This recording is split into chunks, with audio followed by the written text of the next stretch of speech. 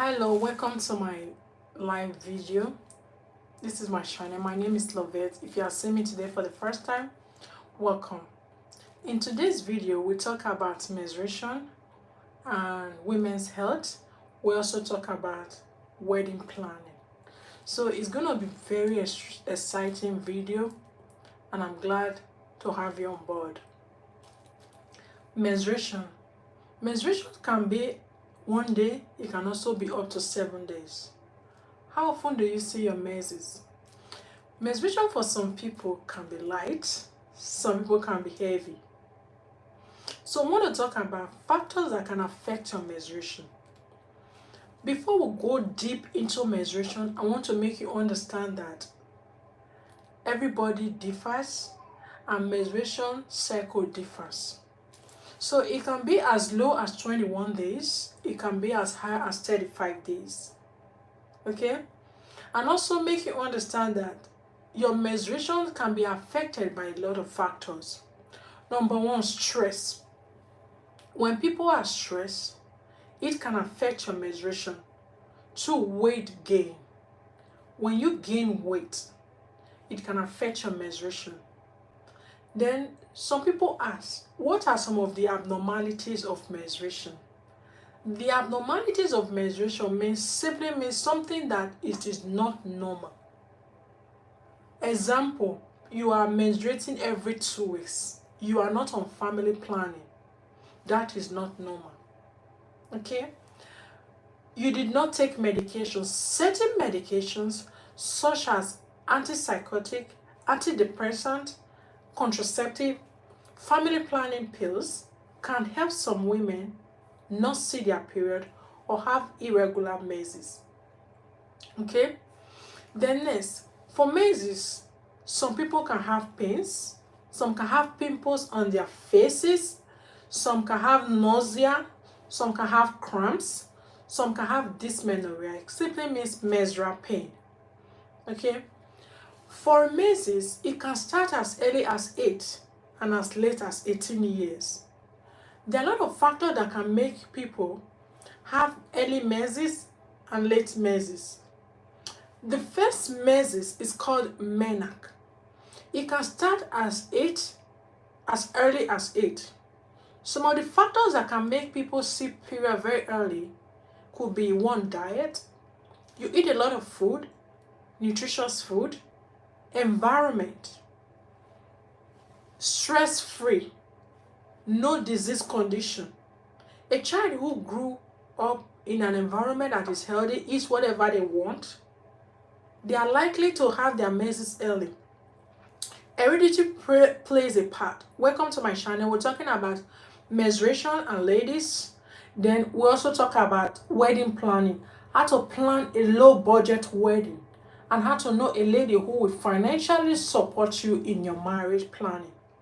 So menstruation can be as low as 21 days cycle and as high as 35 days cycle.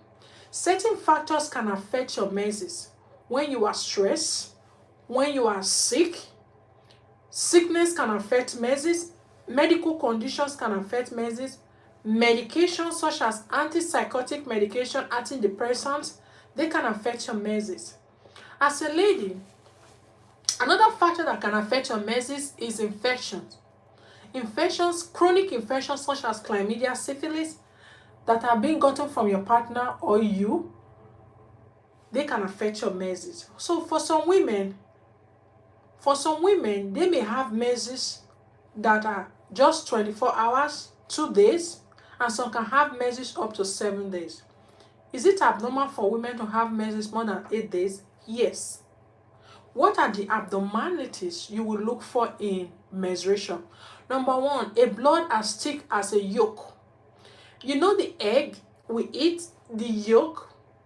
If your menses has a blood as thick as that, it is not a good thing. Okay?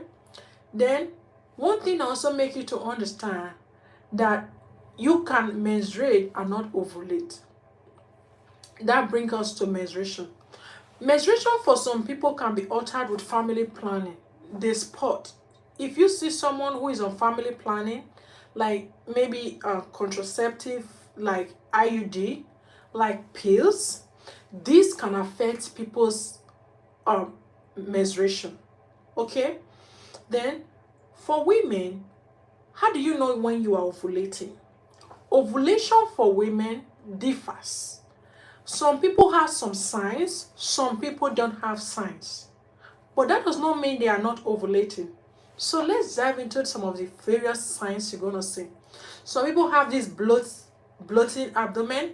Some have nausea. Some feel like they want to throw up.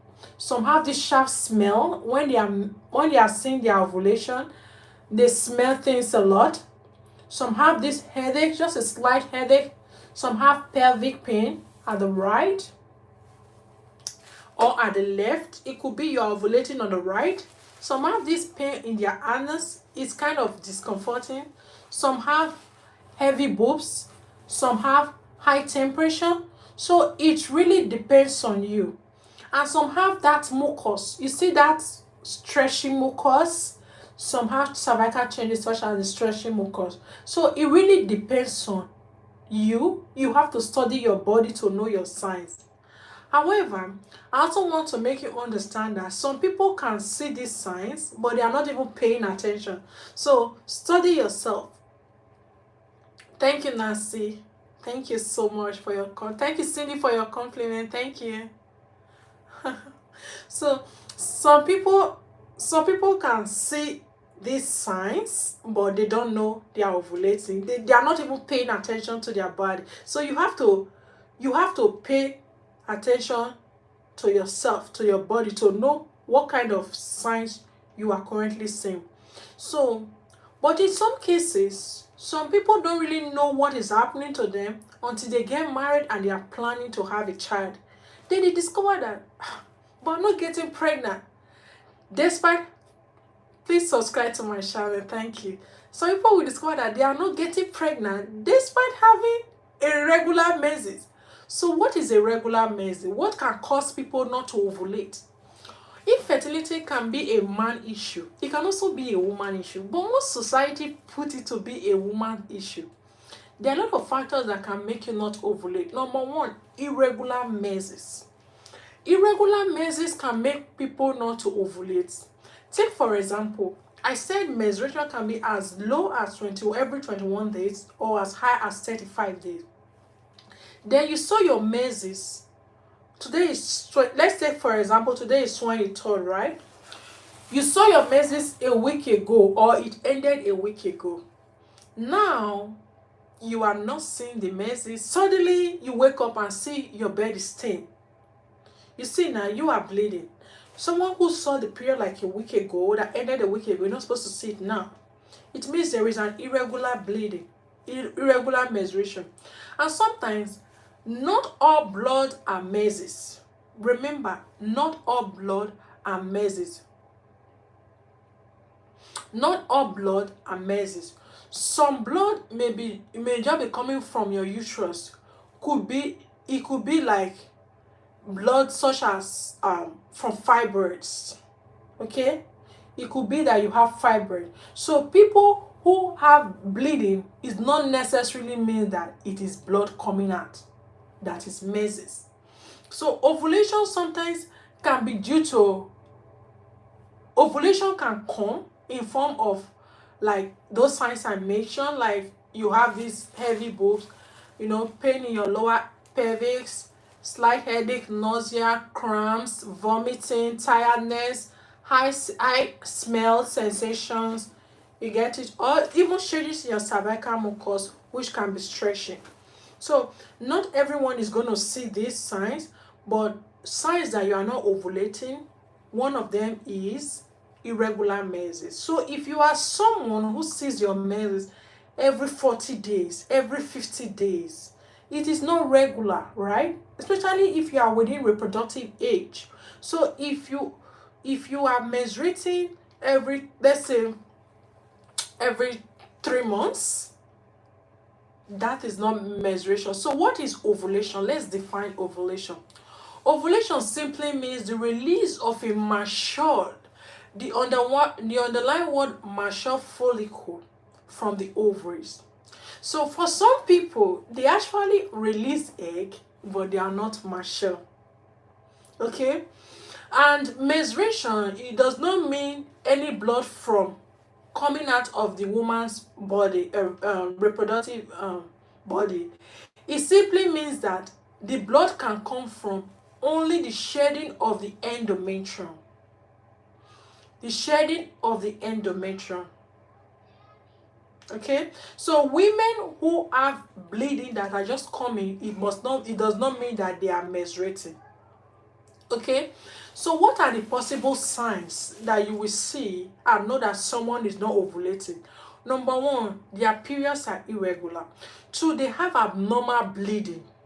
The bleeding rush like tap. It flows too heavy. It comes in clots that are big like yolk. When you have a menstruation and it comes like a clot as big as an egg, that is not a normal sign of menses. You have to speak to your doctor about this. Here is 12:44 a.m. So then next, for ladies, anovulation. Anovulation simply means you are not ovulating at all. So for medical expert, they say you can actually menstruate and not ovulate. And that is true. Because sometimes the egg can be immature. Okay? Sometimes the egg release can be immature, and an immature egg cannot make you ovulate. So if you have all these signs that are being presented right now, I'm talking about, you should speak to a doctor. Not all ovulation issues actually require medication. That is the truth. Some of them need lifestyle changes, diet changes, exercise, and emotional support. So if you have an issue and you need to see a doctor, it does not mean you must be given a medication. Sometimes people don't ovulate because of weight gain. When people gain a lot of weight, it may affect them menstruating. Okay? Hormonal imbalance can also play a part. So sometimes your hormones can be corrected through medication. The doctor is going to help you with that. So it is not really like it must be medication all around. Sometimes it's exercise, sometimes it's diet, okay? And sometimes it's lifestyle changes. Thank you. If you have any question on the menstruation aspect, please let me know. For some people, what do you use? Some people use pad for menstruation. Some people use menstrual cup. Some people use cotton wool. Some people use tampon. Okay, whatever you use for menstruation, hygiene is also a watchword. Menstruation is something that can introduce infection to your body. So it is good that during the menstruation, wash your hands before you change your pad. Wash your hands before and after you change your pad. Change your pad every 2 to 3 hours, depends on how heavy your flow is. If you are someone using cotton wool, you are also more likely to get it stick to you. So you have to pay more attention to yourself when you start experiencing pains in your pelvis.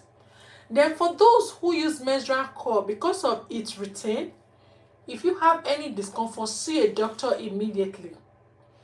However, because menstruation can vary in degree and frequency of flowing, it will be wise for you to use a menstruation that is proportional to a pad that is proportional to your menses. Like during the end of the menses, you can use a pant liner instead of using a big pad like this. Okay, that's a sign.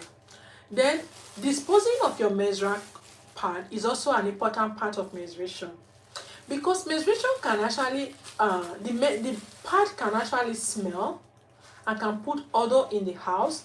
It is important that this thing should be properly folded. Let me teach you how to fold it. Assuming you are finished using this,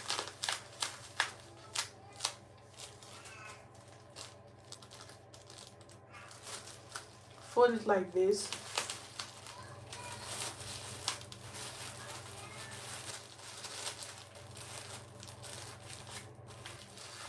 then you strap it and throw it away. Put it in a bag before you discard it in the trash. It is important that when you are disposing your pad after menses, you should tie it in a bag first. Okay, I don't know how you dispose yours, but it is important that when you dispose a pad, you should tie it in a bag. Don't just put it like that, especially for people not to see. This thing can really smell a lot, and it is good that you dispose it immediately. It is not safe, hygienic for you to leave pad in the bathroom for more than 6 hours. It can really smell, even when it is tied. Okay, so ladies, when you go visit your boyfriend or you are home with your husband, tie it and dispose it away immediately, because menstruation pad smell a lot within hours. Okay, that's a sign. For those who are not menopause yet but already having menstruation issues such as perimenopause, especially ladies that are above 35 years, it is important that you speak to your doctor. So how do you know you're already having the signs of perimenopause? Usually starts at 35 for some people. When you see your menses, maybe you saw your menses in January, it's going to come like June. 4 months, 3 months, it's gradual process. You have to ask yourself, this is not how my menses is before. Speak to your doctor. Sometimes you can be giving medication. Sometimes you can also be giving a lifestyle changes, because it could also be that it's not even perimenopause, maybe because you added weight. Okay, that's a sign. For some people, ovulation can really be a challenging issue when they don't see it, especially those who are struggling to have a baby. Having a child immediately you get married is one of the blessings some women have. But however, everyone is not the same. So one of the issues that make women not to get pregnant immediately is anovulation. It simply means you are not ovulating. Okay? Don't confuse menstruation for ovulation. An ovulation occurs 14 days, which is mid-cycle of your menses. So that means if you are a 28-day cycle, it means your ovulation is 14 days, right? If you are a 30-day cycle, it means your ovulation is day 15, right? If you are 32-day cycle, it means your ovulation is day 16, right? So for it's just like halfway down your cycle. That is how it works. Okay? That's a sign. So one of the issues we're going to be talking about today is wedding planning. As a marriage and relationship expert for the past 5 years, I've been opportunity to help a lot of people plan their wedding in a low budget.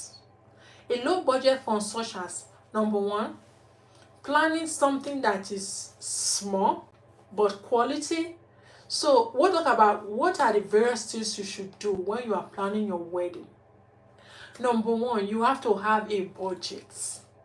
The budget simply means that how much am I going to spend for this? We don't just plan wedding because we want to get married. We want to plan wedding according to our budget, not according to the budget of other people. One thing that has made a lot of people had issues in their marriages when they got married was their planning during the wedding preparation. So what I do, I help people plan wedding or give you ideas that can make you have an affordable wedding. Hello, only one channel, Muna. Hello, thank you for joining my live video today. So we're talking about how to plan wedding. Things are very expensive right now, and the cost of planning a wedding is expensive, no doubt. People go broke to plan a wedding. That is why I want to give you some of the tricks that are going to make you plan a low budget wedding and also have some to save. Number one, how much do you intend to use for this wedding? The first part of planning a wedding is to know how much you have planned for this. So how much do you have? Then two, you don't plan your wedding with all your money. Okay? You don't plan wedding with all the money you have, because if you plan wedding with all the money you have, and after you guys get married, you're gonna see unseen circumstances, eventualities, and sudden emergencies They are going to hit you from the right, left, center. So even if you have like 2 million, or maybe you have like um $2,000 or maybe $5,000 for the planning of the wedding, don't use all your money for the wedding planning. Two, have a list. We have 3 lists for wedding. We have the bridal list, the list for the lady, we have the list for the man, and we have a joint list. Example of things on the bridal list are maybe hair, the wedding gown. Example of things on the guy's part, we have like his suits, his shoes, okay? Then for the joint list, we have the wedding ring. The wedding ring is an example of a joint list, okay? What you want in the wedding at the moment, what kind of ring do you guys want? The kind of ring you both want for the wedding depends on your budget. That is why I said the budget of the wedding is an important part of the planning process. So if we have a budget of like 1,000 or 2,000 or even $3,000 to plan this wedding, we should be able to buy something that is not too expensive for the wedding ring. A wedding ring is something that you can always get a new one. So it's not compulsory that you must buy a um it's not compulsory that you must buy like an expensive wedding ring. You can always upgrade your wedding ring from time to time. Okay?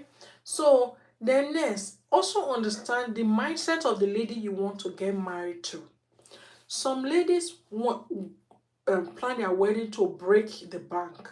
Like they do wedding so that people will know that, hey, I got married. Because they always go for the best. They always want to go for the best of the best.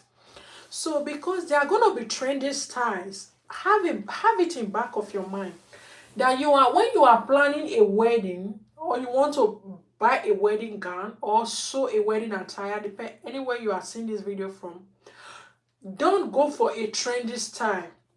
Go for a style you can easily reuse. A style, a dress you can easily rewear. Okay? There is no point of sewing something you only wear once or twice. Wear something that you can easily wear out, because it's something you bought that is expensive, right? So it should be something you should be capable of wearing to a party, another wedding, a ceremony. That way it don't just sit there, because some people when they get married, they just leave the wedding gown or maybe the wedding dress or something they bought during the wedding preparation. They just leave it there, and it's of no longer use to them anymore. It's just like being waste. Why some are too tight? So when you are sewing a wedding, there should be a place for adjustment that you can adjust your gown or your wedding dress to. That way, after the wedding, you can readjust it to fit in your current size. Okay? Because childbearing can take a lot from us as women, including our weight and our body. So it is important that when you are planning it for your wedding, make sure you sew a style that can be adjusted. That way, even after you get married, you can still wear those clothes for something, for an occasion or something. Not just like you just keep it there. I don't know if you understand my point. Then next, one of the reasons people also have challenges in getting in after wedding is lack of preparation. When you are planning marriage, some people have very big families. Some guys have very big family. Some ladies have very big families. And some of us belong to organizations or how am I going to put groups that comes in full force. So because of these issues, some people find their guests to be too much for their expenses. Okay, so what I advise in such case, if you are planning something average or low budget wedding, you should be able to control the list of those attending. However, if family or friends choose to come, by inviting their friends or association, then they should plan for them too. That is where the list come in. When you are doing wedding or planning for your wedding, you don't ask people for money. You give them the list. You tell them to help you with the list. You show them the list. When anyone buys and when anyone help you or contribute to your list, you write the person's name at the side. Okay? So that when you are giving the list to other people, you also show that hey, this is my list that I have, and these are people that have shown to contribute to the list. Okay, these people have promised to help me with so it is not my responsibility to show anybody that wants to help me that hey, someone already helped me with a bag of rice. Some of the people, they have rice, so they have, for instance, you need like 10 cartons of drinks.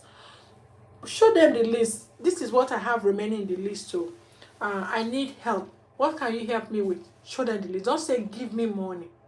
When you show people the list, they may have something in that list that they can actually help you with. Okay? And by so doing, you are helping yourself and you are also helping them. Then next, let's talk about where we're going to stay. As a lady, when you want to get married to a guy, make sure you understand the factor of where you are going to stay. Some people get married and find out that they are not comfortable with where the guy is currently staying. It is after they got married that they remember that, hey, I'm not comfortable with this place, so I don't like this place, so that is when their issue comes up. So we need to talk about this. Where you are going to stay is very, very important. Are you living with the guy? Are you comfortable with where the guy is? Is there going to be room for improvement or moving to a bigger house? Is this place going to favor my job? You know, you have to ask yourself this question. When I get married to this guy, who is earning more? Am I earning more than this guy? We are going to get married because finance is an important aspect of marriage. So if we are getting married, we should be able to discuss the important aspect of the marriage, which is finance. So if as a guy you ask yourself, hey, I'm earning more than this lady, that means she's going to come to me, right? Okay, is she going to be comfortable in this place? You know, you're going to ask yourself, is she going to be comfortable in this place? That is one factor we should put into consideration. Then next, this lady already have a job. Which see a job in my location? Because if people are used to making money in a certain location, for instance, they have a skill or they work at a certain place and now they are getting married, they have to relocate to another location. This can really be a problem in terms of adjusting to their real life. So talking about this issue is very important during the wedding preparation so that it does not put pressure on the marriage at the end of the day. Okay, thank you so much for watching. Talk to your partner on what is best for you during your marriage planning and preparation.